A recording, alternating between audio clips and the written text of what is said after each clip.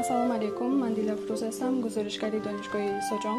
Имрӯз бо ҷаноби сафири Тоҷикистон Киром Салоҳиддин суҳбат дар бораи муносибатҳои байни Тоҷикистону Корея ва инчунин нақши донишҷӯён дар Корея суҳбат хоҳем кард. Ассалому алайкум устод. шумо умедвор ҳастед ки донишҷӯёни тоҷик дар Корея кадом маҳоратҳои асосиро аз худ хоҳанд кард? бо салом ба шунавандагон ва бинандагони канали шумо. пеш аз ҳама мехостам қайд кунам ки ҳукумати ҷумҳурии Тоҷикистон бо таҳти роҳбарӣ ва сиёсати созандаи президенти ҷумҳурии Тоҷикистон пешвои миллат муҳтарам Эмомалӣ Раҳмон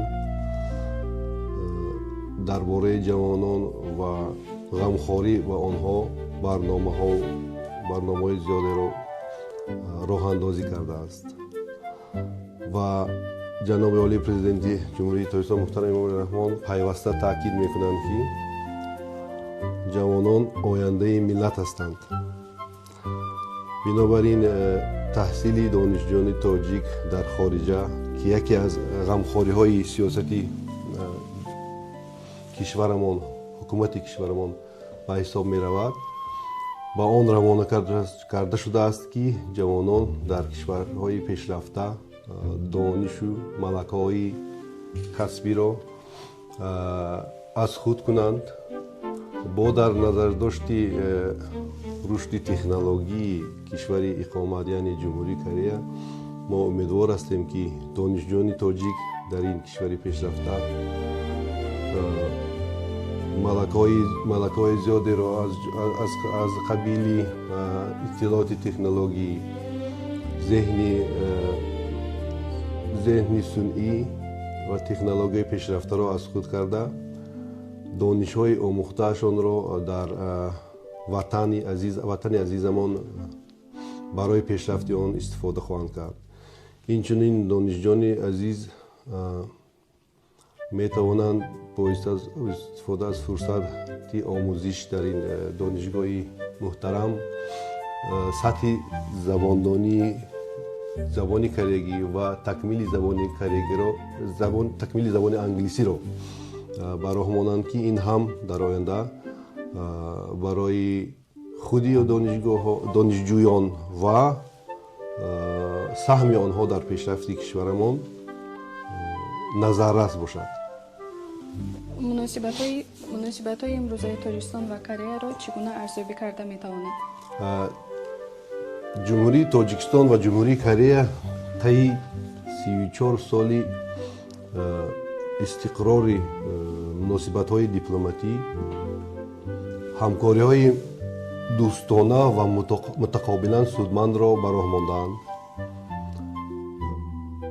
агарчанде дар даврони муосир муносибатҳои Тоҷикистону Корея ҳамагӣ 34 сол таърих дошта бошад, вале решаҳои пайванди мардумони ду кишвар ба ҳазорсолаҳо пеш бармегардад. яъне додугирифт ва рафтуомади мардумони мо ба замони давраи роҳи бузурги Абрешим ва даврони ҳукмронии салтанати Шила рост меояд. дар бораи муносибатҳои таърихии мардумони мо, ҳатто дар шаҳри Кёнҷу дар наздикии қабри Шоҳ Вонсон нишонаҳое ҳастанд ки аз додугирифту рафтуомади мардумони мо аз даврони Шила огоҳӣ медиҳанд ё хабар медиҳанд. ҳамчунин роҳиби шинохтаи буддоӣ бо номи Ҳечо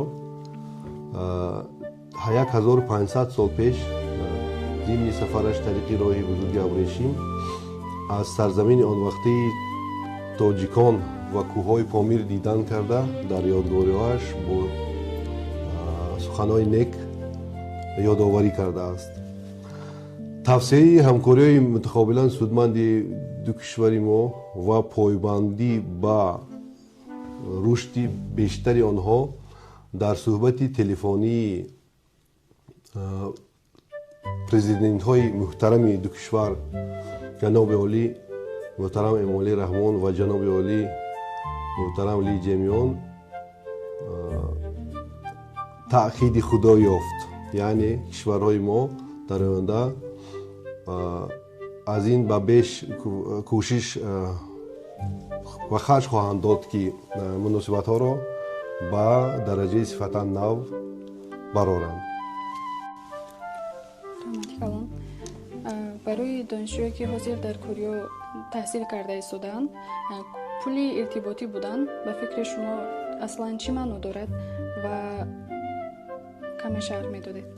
Бояд қайд кунам, ки дипломатия ин фақат фаъолияти вазорату сафоратхонаҳо набуда, ҳамчунин ба аз фаъолияти рафтору кирдори инсонҳо низ махсусан донишҷӯён вобаста дорад. донишҷӯёни азизи мо, ки дар ҷумҳурии Корея таҳсил мекунанд, онҳо як пули иртиботиянд байни ду кишвар ва сафирони фарҳангӣ ҳам гӯем хато намекунем, чунки аз рафтору кирдори онҳо, аз тарзи хондан ва дастовардҳои онҳо ҷумҳурии Тоҷикистонро дар Корея бештару беҳтар хоҳанд шинохт ва ҳамин шиносии хубтари кишвари мо аз ҷониби донишҷӯёнамон метавонад заминаи мустаҳкамро барои ҳамкории дарозмуддат гузорад. раҳмати калон. таҷрибаи таҳсил дар Корея ба оянда ва роҳи касби донишҷӯён чӣ гуна таъсир расонда метавонад?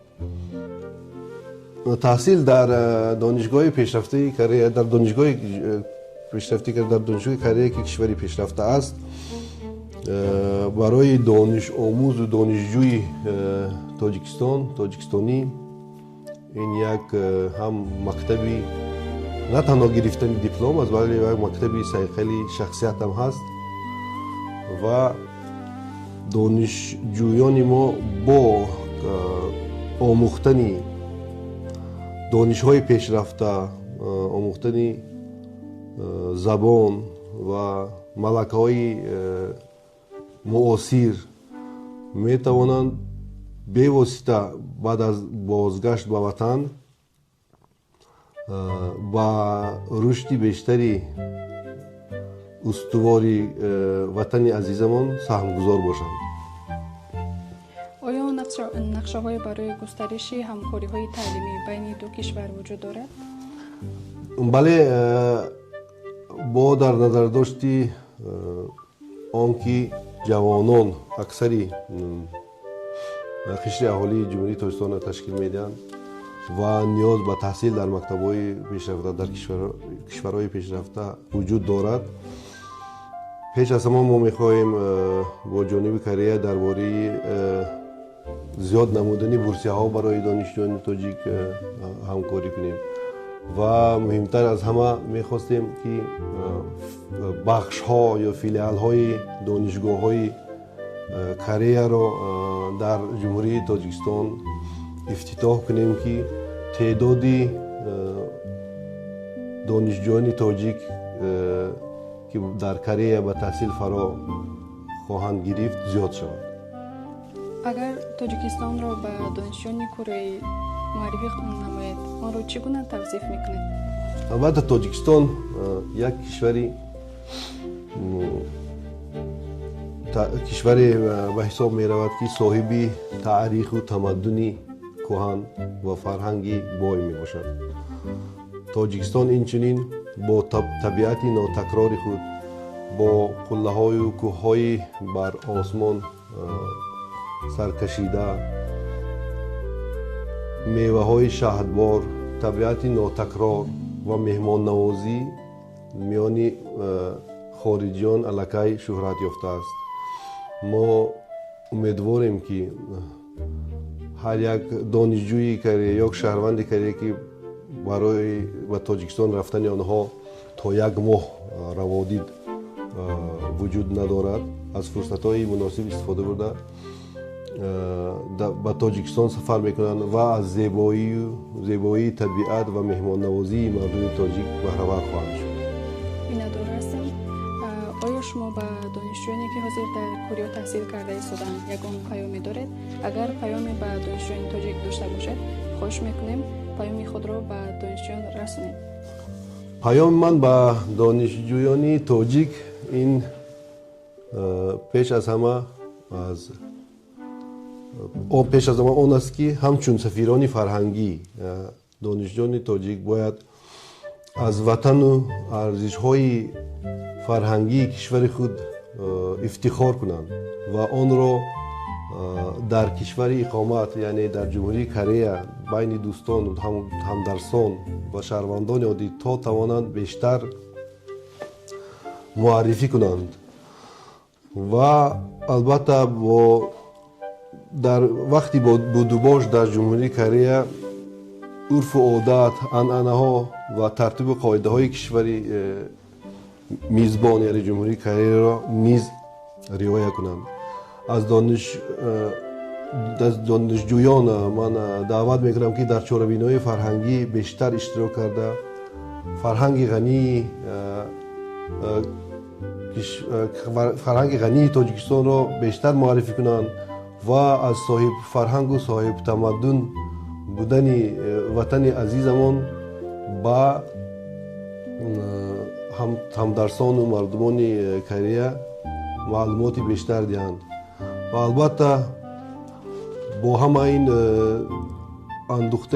آموختن دانش و زبان و ملکه های کسبی پیشرفته به وطن برگشته با رشد من بعدی کشور عزیزمان سهم گذار باشند. تشکر. رحمت کلام استاد بینادار هستیم برای گزارشی که برای معلوماتایی که امروز به ما داده. سلامت باشید.